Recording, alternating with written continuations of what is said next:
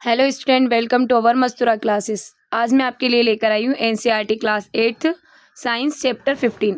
जो हमारा चैप्टर 15 है वो क्या है? कुछ प्राकृतिक परिघटनाएं। अब हम जानेंगे जैसे कि कुछ प्राकृतिक घटनाएं होती है उनके बारे में आज हम जानेंगे। कक्षा 7वीं में आपने पवन, तूफान, चक्रवात के बारे में पढ़ा था। आपने यह जानकारी प्राप्त की थी कि चक्रवात मानव जीवन तथा संपत्ति को अत्यधिक क्षति पहुंचा सकते हैं। आपने यह भी जाना था कि कुछ सीमाओं तक हम इन विनाशकारी परिघटनाओं से अपना बचाव कर सकते हैं।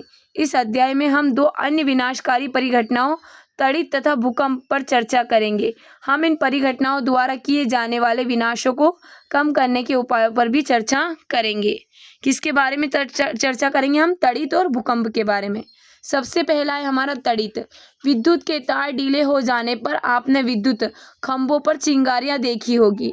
यह परिघटना उस समय बहुत अधिक हो जाती है जब पवन के चलने पर तार हिलते ढुलते हैं। आपने सॉकेट प्लग के ढीले होने पर भी चिंगारियां निकलते हुए देखी होगी। तड़ित भी एक विशाल स्तर की विद्युत चिंगारी ही है। प्राचीन काल में लोग इन चिंगारियों का कारण नहीं समझते थे, अतः वे तड़ित से डरते थे और सोचते थे कि उन पर भगवान के क्रोध के कारण यह हुआ है। अब वास्तव में हम यह जानते हैं कि बादलों में आवेश के एकत्रित होने पर तड़ित पैदा होती है। हमें तड़ित से डरना नहीं चाहिए, परंतु इन घातक चिंगारियों से अपने बचाव के लिए सावधानियां बरतनी चाहिए। चिंगारियां जिनके विषय में यूनानी जानते थे। 600 ईसा पूर्व से पहले प्राचीन यूनानी यह जानते थे कि जब एम्बर एक प्रकार की राल को फर से रगड़ते हैं तो यह बालों जैसी हल्की वस्तुओं को आकर्षित कर लेता है। आपने यह भी देखा होगा कि जब आप ऊनी अथवा पॉलिस्टर के वस्त्रों को उतारते हैं तो आपके बाल खड़े हो जाते हैं। यदि आप अंधेरे में इन वस्त्रों को उतारते हैं तो आप चरचर ध्वनि के साथ चिंगारी तक देख सकते हैं। सन 1752 में अमेरिकी वैज्ञानिक बेंजामिन फ्रैंकलिन ने यह दर्शाया कि तड़ित आपके वस्त्रों में उत्पन्न चिंगारी वास्तव में एक ही परिघटना है, परंतु इस तथ्य के साकार होने में 2000 वर्ष लगे। मुझे आश्चर्य है कि उन्हें इस समानता को ज्ञात करने में इतने वर्ष क्यों लगे। वैज्ञानिक खोजें बहुत से लोगों के लंबे समय तक कठिन परिश्रम का परिणाम है। हम विद्युत आवेशों के कुछ गुणों का अध्ययन करेंगे। हम यहाँ भी देखेंगे कि आकाश में तड़ित से किस प्रकार संबंधित है। विद्युत आवेशों की प्रकृति को समझने के लिए आइए कुछ क्रियाकलाप करते हैं, परंतु पहले उस खेल को याद कीजिए जिसे आपने कभी खेला होगा। जब आप प्लास्टिक के पैमाने को अपने सूखे बालों से रगड़ते हैं तो पैमाना कागज के छोटे छोटे टुकड़ों को आकर्षित कर सकता है। रगड़ द्वारा आवेशन। अब हम देखेंगे रगड़ द्वारा आवेशन कैसे होता है। क्रियाकलाप 15.1 बॉल पेन की खाली रिफिल लीजिए। इसी तेजी से किसी पॉलीथीन के टुकड़े से रगड़कर इसे कागज के छोटे छोटे टुकड़ों के समीप लाइए। इतनी सावधानी रखिए कि रिफिल का रगड़ा गया सिरा आपके हाथों अथवा किसी धातु की वस्तु से न छुए। अपने क्रियाकलाप को छोटी छोटी सूखी पत्तियों, भूसे तथा सरसों के दानों के साथ दोहराइए। अपने प्रेक्षणों को नोट कीजिए। जब प्लास्टिक की रिफिल को पॉलीथीन के साथ रगड़ते हैं तो यह कुछ विद्युत आवेश अर्जित कर लेता है। इस प्रकार जब प्लास्टिक की कंघी को सूखे बालों से रगड़ते हैं तब यह भी कुछ विद्युत आवेश अर्जित कर लेती है। इन वस्तुओं को आवेशित वस्तुएं कहते हैं। रिफिल तथा प्लास्टिक की कंघी को आवेशित करने की प्रक्रिया में पॉलीथीन तथा बाल की आवेशित हो जाते हैं। आइए जब आपकी जानी पहचानी कुछ अन्य वस्तुओं को आवेशित करने का प्रयास करते हैं। क्रियाकलाप 15.2 सारणी 15.1 में दी गई वस्तु तथा पदार्थ एकत्र कीजिए। इनमें से प्रत्येक वस्तु को सारणी में दिए गए अनुसार पदार्थ के साथ रगड़कर आवेशित कीजिए। अपने अनुभव को नोट कीजिए। आप इस सारणी में और अधिक वस्तुएं भी जोड़ सकते हैं। हम यहाँ पर देख सकते हैं रगड़ी गई वस्तु पदार्थ जिससे रगड़ा जाएगा कागज के टुकड़ों को आकर्षित करती है या नहीं करती है, आवेशित होती है या नहीं होती है।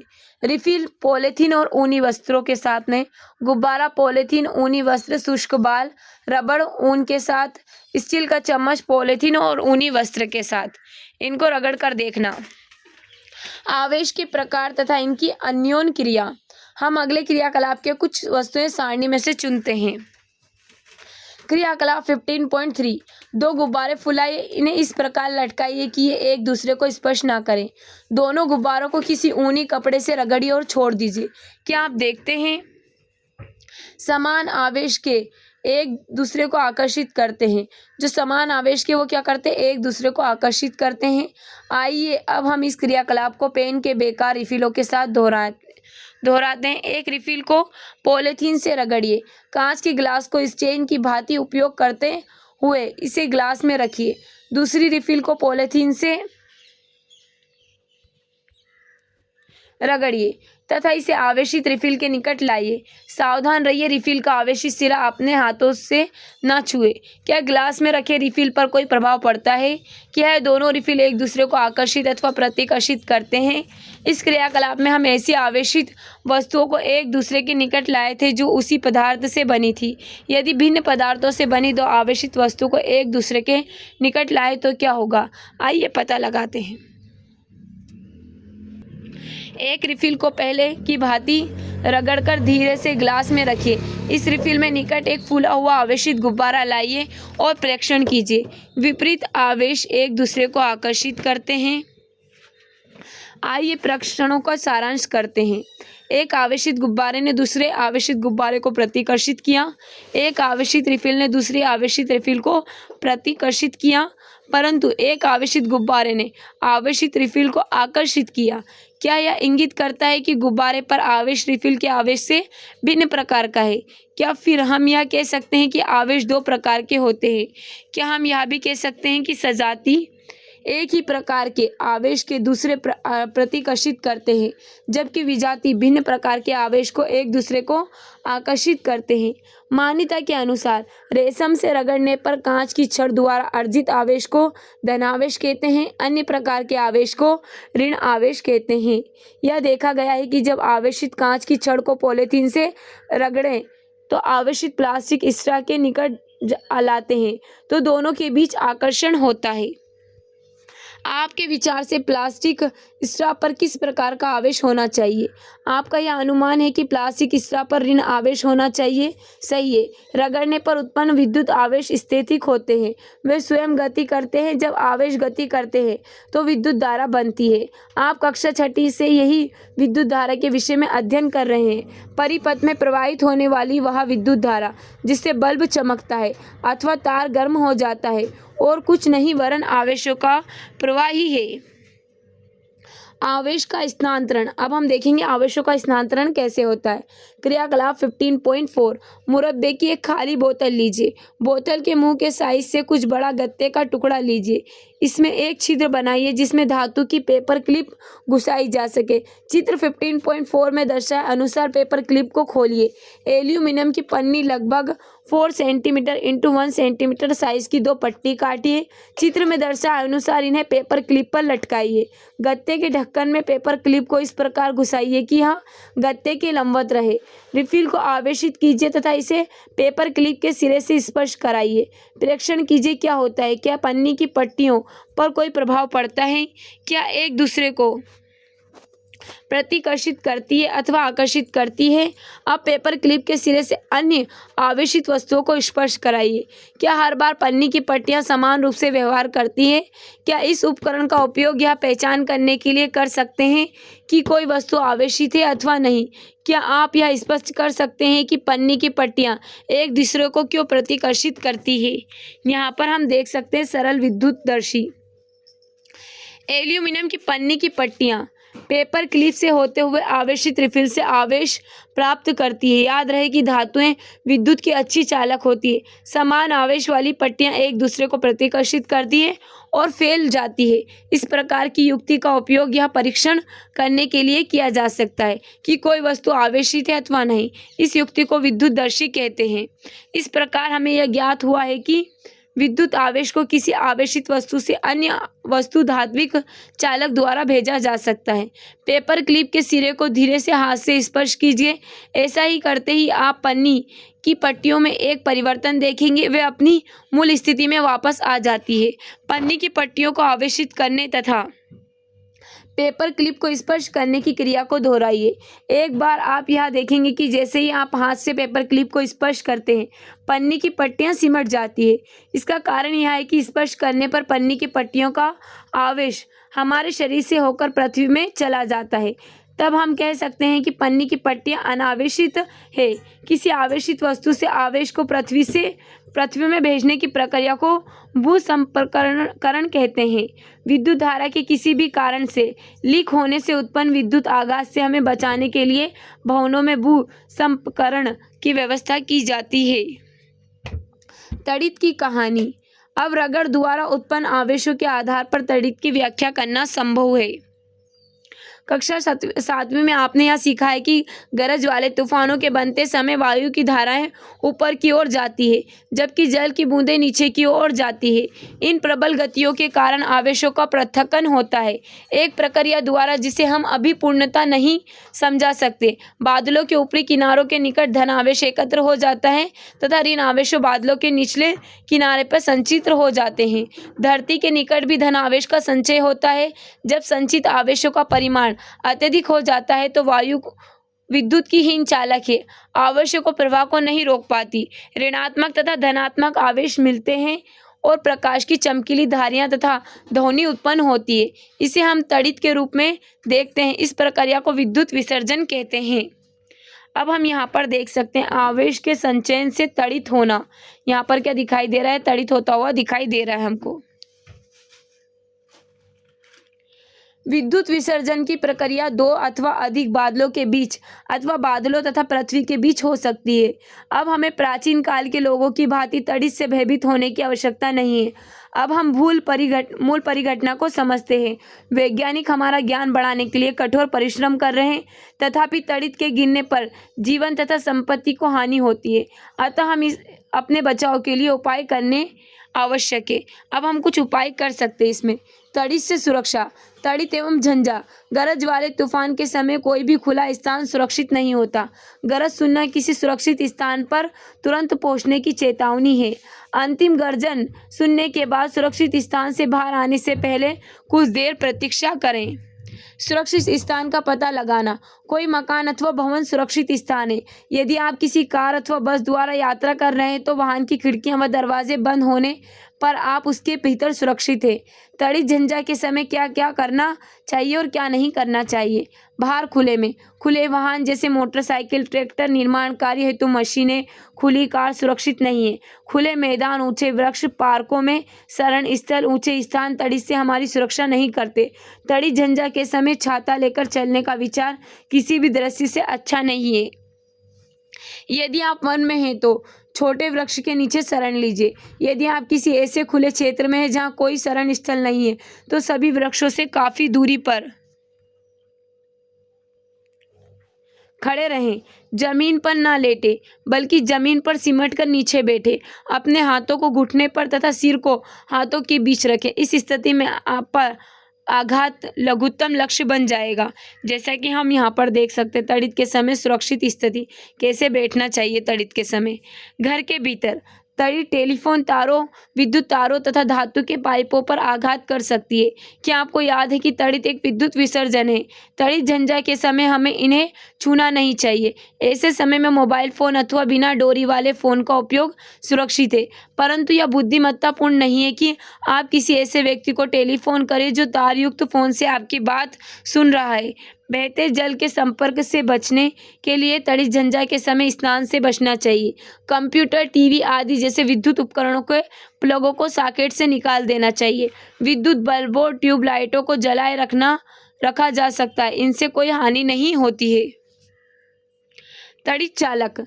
तड़ित एक ऐसी युक्ति है जिसका उपयोग भवनों को तड़ित प्रभाव से बचाने के लिए किया जाता है। किसी भवन के निर्माण के समय उनकी दीवारों में उस भवन की ऊंचाई से अधिक लंबाई की धातु की छड़ स्थापित कर दी जाती है। इस छड़ का एक सिरा वायु में खुला रखा जाता है तथा दूसरे सिरे को जमीन में काफी गहराई तक दबा देते हैं। धातु की छड़ विद्युत आवेश के जमीन तक पहुंचने के लिए एक सरल पथ प्रदान करती है। भवन निर्माण में उपयोग होने वाले धातु के स्तंभ, विद्युत तार तथा जल पाइप भी कुछ सीमा तक हमारा बचाव करते हैं, परंतु तड़ित झंझा के समय इन्हें स्पर्श ना करें। जैसा कि हमको यहाँ पर बताया गया है। तड़ित चालक, ये क्या है, तांबे की प्लेट दिखाई दे रही है हमको यहाँ पर, और ये तड़ित चालक दिखाई दे रहा है। यहाँ पर ये तार निकला हुआ हमको दिखाई दे रहा है। अब हम जानेंगे भूकंप के बारे में। आपने अभी तड़ित झंझा तथा तड़ित के विषय में अध्ययन किया है। कक्षा 7वीं में आपने चक्रवातों के बारे में अध्ययन किया था। ये प्राकृतिक परिघटनाएं मानव जीवन तथा संपत्ति का बड़े पैमाने पर विनाश कर सकती है। सौभाग्यवश कुछ हद तक हम इन परिघटनाओं की भविष्यवाणी कर सकते हैं। मौसम विभाग कुछ क्षेत्रों में बन रहे तड़ित झंझा के बारे में चेतावनी दे सकता है। यदि तड़ित झंझा होती है तो इसके साथ सदैव तड़ित तथा चक्रवात की संभावना रहती है। अतः इन परिघटनाओं से होने वाली क्षति से बचाव के उपायों के लिए हमारे पास समय होता है। तथापि ऐसी परिघटना भी है जिसके बारे में भविष्यवाणी करने की क्षमता हम अभी तक भी विकसित नहीं कर पाए हैं। यह है भूकंप। यह विशाल स्तर पर जनजीवन तथा संपत्ति को क्षति पहुंचा सकता है। 8 अक्टूबर 2005 को भारत में उत्तरी कश्मीर के उरी तथा तंगधार शहरों में एक बड़ा भूकंप आया था। इससे पहले गुजरात के भुज जिले में 26 जनवरी 2001 को बड़ा भूकंप आया था। क्रियाकलाप 15.5 अपने माता पिता से इन भूकंपों द्वारा हुई जनजीवन तथा संपत्ति की आपार क्षति के बारे में पूछिए। उस समय के समाचार पत्रों पर पत्रिकाओं से इन भूकंपों द्वारा हुई क्षति को दर्शाने वाले कुछ चित्र इकट्ठा कीजिए। इन भूकंपों द्वारा लोगों को हुई क्षति से संबंधित संक्षिप्त रिपोर्ट बनाइए। भूकंप क्या होता है? जब यहाँ आते हैं तो क्या होता है? इसके प्रभाव को कम से कम करने के लिए हम यह कर सकते हैं कि ये कुछ ऐसे प्रश्न हैं जिनके बारे में हम नीचे चर्चा करेंगे। भूकंप क्या होता है? भूकंप जो बहुत कम समय तक रहता है, पृथ्वी का कंपन अथवा कोई झटका होता है। यह पृथ्वी की भूपर्पाटी के भीतर गहराई से गड़बड़ के कारण उत्पन्न होता है। भूकंप हर समय सब जगह आते रहते हैं। ये हमको यहाँ पर दिखाई दे रहा है, कश्मीर में भूकंप आया था, इसने सब कुछ तहस नहस कर दिया था। फिर यह इनको नोटिस नहीं किया जाता है। विशाल भूकंप बहुत कम होते हैं। ये भवनों, पुलों, बांधों तथा लोगों को असीम क्षति पहुंचा सकते हैं। इनसे जीवन तथा संपत्ति की विशाल हानि हो सकती है। भूकंपों से बाढ़, भूस्खलन तथा सुनामी आ सकते हैं। 26 दिसंबर 2004 को हिंद महासागर में एक विशाल सुनामी आया था। महासागर के चारों ओर के तटवर्ती क्षेत्रों में अपार हानि हुई थी। क्रियाकलाप 15.6 संसार का एक रेखा मानचित्र लीजिए। भारत में पूर्वी तटीय तथा अंडमान और निकोबार महाद्वीपों की स्थिति ज्ञात कीजिए। हिंद महासागर के चारों ओर के उन अन्य देशों को मानचित्र में अंकित कीजिए जिन्हें सुनामी से क्षति पहुंचती है। अपने माता पिता अथवा परिवार के अन्य बड़ों बूढ़ों अथवा पड़ोस में भारत में सुनामी के कारण हुए नुकसान की जानकारी एकत्र कीजिए। भूकंप का क्या कारण है? मेरे दादी ने मुझे बताया था कि पृथ्वी किसी सांड के एक सींग पर टिकी है तथा जब सांड इसे दूसरे सींग पर ले जाता है तो भूकंप आता है। यह कैसे सत्य हो सकता है? प्राचीन काल में लोग भूकंप आने का सही कारण नहीं जानते थे, अतः उनकी धारण मनगढ़ंत कथाओं जैसे बूझों की दादी ने सुनाई थी द्वारा व्यक्त की जाती थी। संसार के अन्य भागों में भी इस प्रकार की कथाएं प्रचलित थी। पृथ्वी के अंदर भूकंपन के कारण क्या कारण हो सकते हैं? अब हम यह जानते हैं कि पृथ्वी के भीतर की सबसे ऊपरी सतह में गहराई की गड़बड़ के कारण भूस्खलन आते हैं। पृथ्वी की इस परत को भूपर्पाटी कहते हैं। भूपर्पाटी ये क्या है? हमारी यहाँ पर ये भूपर्पाटी है, फिर यहाँ पर है परवार, और यहाँ पर होता है ब्रह्मकोण, और यहाँ पर है आंतरिक क्रोड। पृथ्वी की संरचना, पृथ्वी की यह परत एक खंड में नहीं है, यह टुकड़ों में विभाजित है। प्रत्येक टुकड़े को प्लेट कहते हैं। ये प्लेट निरंतर गति करती रहती है जब ये एक दूसरे से रगड़ खाती है अथवा टक्कर के कारण। पृथ्वी की हम यहाँ पर प्लेटें देख सकते हैं। ये यूरेशियन प्लेट है, अरेबियन प्लेट है और ये इंडियन प्लेट है, यहाँ पर हम देख सकते हैं। टक्कर के कारण एक प्लेट दूसरी प्लेट के नीचे चली जाती है, तो इसके कारण भूपर्पाटी विक्षोभ उत्पन्न होता है। यही विक्षोभ पृथ्वी की सतह पर भूकंप के रूप में दिखाई देता है। हम यहाँ पर देख सकते हैं, ये टकराती प्लेट, ये क्या हो रही है, रगड़ती प्लेट, ये एक दूसरे से टकरा रही है और ये एक दूसरे को रगड़ रही है। पृथ्वी की प्लेटों की गतियाँ। यदि वैज्ञानिक भूकंप के बारे में इतना अधिक जानते हैं, तो क्या वे आने वाले भूकंप के समय तथा स्थान की भविष्यवाणी कर सकते हैं? यद्यपि हम भूकंप आने के कारण निश्चित रूप से जानते हैं, तथापि अभी तक यह संभव नहीं हो सका कि आने वाला भूकंप के समय तथा स्थान की भविष्यवाणी कर सके। मैंने कभी कहीं पढ़ा था कि भूमिगत विस्फोटों से भी भूस्पंद उत्पन्न हो सकते हैं। पृथ्वी पर भूस्पंद ज्वालामुखी के फटने अथवा किसी उल्कापिंड के पृथ्वी से टकराने अथवा किसी भूमिगत नाभिक विस्फोट के कारण भी उत्पन्न होते हैं। परंतु अधिकांश भूकंप पृथ्वी की प्लेटों की गतियों के कारण आते हैं। भूकंप प्लेटों की गतियों के कारण उत्पन्न होते हैं। अतः जहाँ प्लेटों की सीमाएं दुर्बल क्षेत्र होती है, वहाँ भूकंप आने की संभावना अधिक होती है। इन दुर्बल क्षेत्रों को भूकंपी क्षेत्र अथवा भ्रंश क्षेत्र भी कहते हैं। भारत के अति भूकंप आंशिक क्षेत्र कश्मीर, पश्चिमी तथा केंद्रीय हिमालय, समस्त उत्तर पूर्व कच्छ का रण, राजस्थान का सिंध, गंगा के मैदान है। दक्षिण भारत के कुछ भाग भी खतरे के क्षेत्र में आते हैं। हम यहाँ पर देख सकते हैं, भारतीय महाद्वीप में पृथ्वी की प्लेटों की गतियाँ, जैसे कि हिंद महासागर, Indian mount Everest, Himalaya, Ganga का पठार, तिब्बत का पठार, यूरेशियन प्लेट। ये यूरेशियन प्लेट क्या हो रही है, देखो यहाँ से, और गंगा के मैदान से यहाँ से ये जा रही है। तो ये क्या है, भारत में उपमहाद्वीप प्लेटों की गतियाँ। किसी भूकंप की शक्ति के परिमाण को रिएक्टर पैमाने पर व्यक्त किया जाता है। अधिक विनाशकारी भूकंपों को रिएक्टर पैमाने का परिणाम 7 से अधिक होता है। भुज तथा कश्मीर में आए दोनों भूकंपों का परिमाण 7.5 से अधिक था। भूस्पंद पृथ्वी की सतहों पर तरंगे उत्पन्न करते हैं। इन तरंगों को भूकंपी तरंगे कहते हैं। इन तरंगों को भूकंप लेखी नामक उपकरण द्वारा रिकॉर्ड किया जाता है। यह उपकरण मात्र एक कंपायमान छड़ अथवा लोलक होता है, जो भूस्पंद आने पर दोलन कंपन करने लगता है। इसके कंपायमान तंत्र के साथ एक पेन जुड़ा रहता है। यह पेन इसके नीचे गति करने वाले कागज की पट्टी पर भूकंपी तरंगों को रिकॉर्ड करता है। इन तरंगों का अध्ययन करके वैज्ञानिक भूकंप का संपूर्ण मानचित्र बना सकते हैं, जैसा कि चित्र में दिखाया गया है। वे भूकंप की क्षति पहुंचा सकने की क्षमता का अनुमान भी लगा सकते हैं, जैसा कि हम यहाँ पर देख सकते हैं। ये भूकंप लेखी आरेख, भूकंप लेखी उपकरण, ये हमको क्या दिखाई दे रहा है, यहाँ पर ये डोरी दिखाई दे रही है, पेन दिखाई दे रहा है, लोलक का गोला, घूर्णी ड्रम और ये टैंक दिखाई दे रहा है। ये चार्ट पेपर है हमारा यहाँ पर, और ये भूकंपी रेखी का आरेख है। अब हम देख सकते हैं भूकंप का चित्र। फोकस पृथ्वी का पृष्ठ, ये हमारा पृथ्वी का पृष्ठ है, अधिकेंद्र, और यहाँ पर भूकंपी तरंगे, ये पृथ्वी के अंदर हो रहा है। क्या हो रहा है, फोकस तो पृथ्वी के अंदर है, अधिकेंद्र भी, और पृथ्वी का पृष्ठ। विज्ञान में अन्य बहुत से पैमानों की भांति डेसिबल के एक अन्य उदाहरण है। रिएक्टर पैमाना रैखिक नहीं है। इसका अर्थ यह है कि पैमाने पर 6 परिमाण के भूकंप की क्षतिनाशी ऊर्जा 4 परिमाण के भूकंप की विनाशी ऊर्जा से 1.5 गुनी अधिक नहीं है। वास्तव में परिमाण 2 की वृद्धि का अर्थ 1000 गुनी अधिक विनाशी ऊर्जा है। इसलिए 6 परिमाण के लिए किसी भूकंप की विनाशी ऊर्जा 4 परिमाण के भूकंप की तुलना में 1000 गुनी अधिक होती है। भूकंप से बचाव। उपरोक्त चर्चा से हमने यहाँ सीखा कि भूकंपों की भविष्यवाणी नहीं की जा सकती। हमने यह भी देखा कि भूकंप अत्यधिक विनाशकारी हो सकते हैं।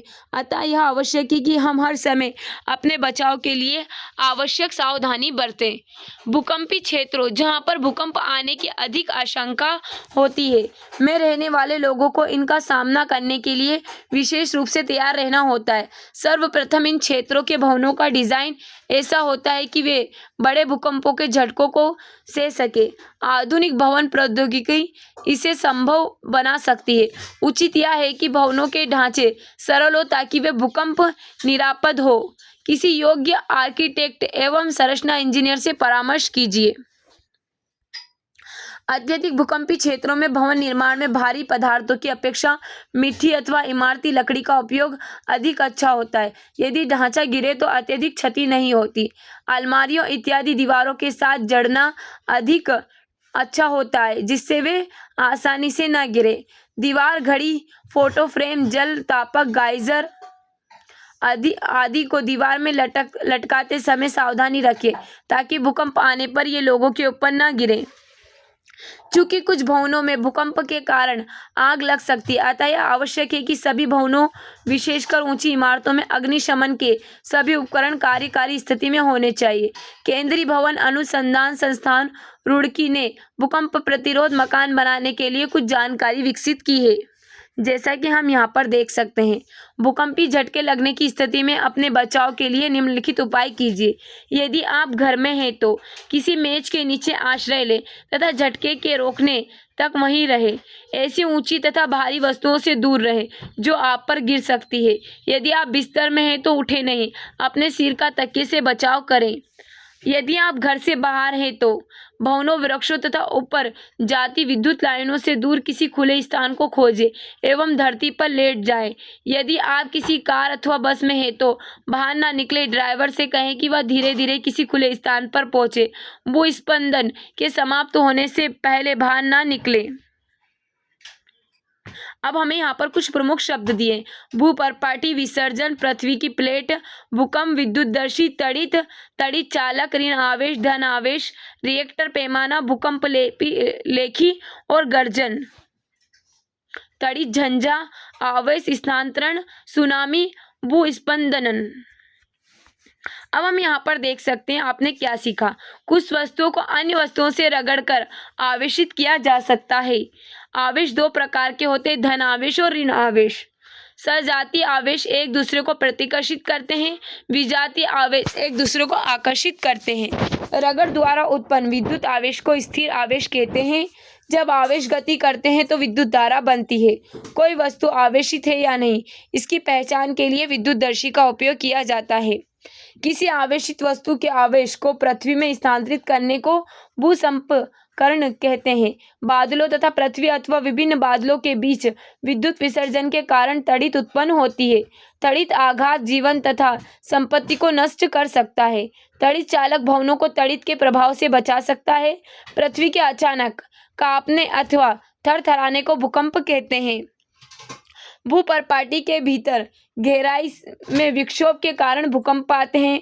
भूकंप आने की भविष्यवाणी संभव नहीं है। पृथ्वी की प्लेटों की सीमाओं पर भूकंप आने की प्रवृत्ति होती है। इन क्षेत्रों को भ्रंश क्षेत्र कहते हैं। किसी भूकंप की विनाशी ऊर्जा की माप रिएक्टर पैमाने पर की जाती है। रिएक्टर पैमाने पर 7 से अधिक माप वाले भूकंप जीवन तथा संपत्ति की अपार क्षति कर सकते हैं। हमें भूकंपों से बचाव के लिए आवश्यक सावधानी बरतनी चाहिए। अब हमें यहाँ पर कुछ क्वेश्चंस दिए गए हैं। इन सभी क्वेश्चंस के आंसर आप मुझे कमेंट बॉक्स में कमेंट करना। उम्मीद है जो हमारा आज का चैप्टर आपको अच्छा लगा।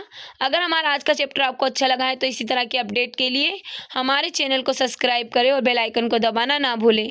Okay, thank you so much.